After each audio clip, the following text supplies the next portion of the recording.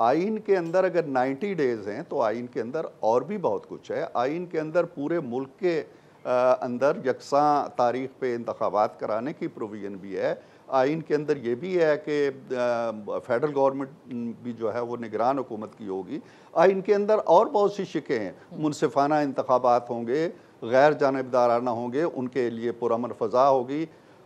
आइन की शिकों के ऊपर अगर आप जाते, अब देख रहे हैं 90 डेज तो गुजर गए, अब आप 12 मई को करें, 14 मई को करें, 20 अगस्त को करें, 20 सितंबर को करें, ये 90 डेज के अंदर नहीं हो रहे। सही। आइन की एक आर्टिकल है 245 जो ये कहती है कि अगर कोई काम जिसके लिए कोई वक्त मुतय्यन है उस वक्त के अंदर नहीं हो पाता तो वो जब भी होगा वो जायज समझा जाएगा, वो आईनी समझा जाएगा। Now we are in domain of 245। अब 90 डेज वाला साकित हो चुका है। अब 245 लागू हो गया है। सही है। 245 हमें अक्टूबर में ले जाए या नवंबर में ले जाए वो ठीक है। तो फिर मामलात महाज आराई की तरफ ही जाएंगे, जैसा कि आप पार्लियामेंट इस वक्त करती नजर आ रही है अदलिया की जानिब।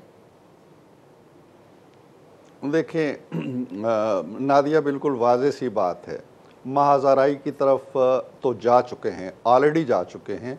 ये है कि इसमें थोड़ी और इंटेंसिटी आ गई अगर मुज़ाकरात से मामलात हल नहीं होते, लेकिन महाज़ाराई तो मौजूद है। महाज़ाराई सिर्फ PTI और PDM के अंदर मौजूद नहीं है, महाज़ाराई पूरे मुल्क के अंदर पैदा हो गई है, महाज़ाराई इदारों के अंदर पैदा हो गई है, महाज़ाराई सुप्रीम कोर्ट और पार्लियामेंट के दरमियान आ गई है, महाज़ाराई सुप्रीम कोर्ट और इलेक्शन कमीशन के दरमियान आ गई। ये इसमें से कोई हमारी पैदा करता नहीं। आप सब जानते हैं कि कहाँ से ये सिलसिला शुरू हुआ।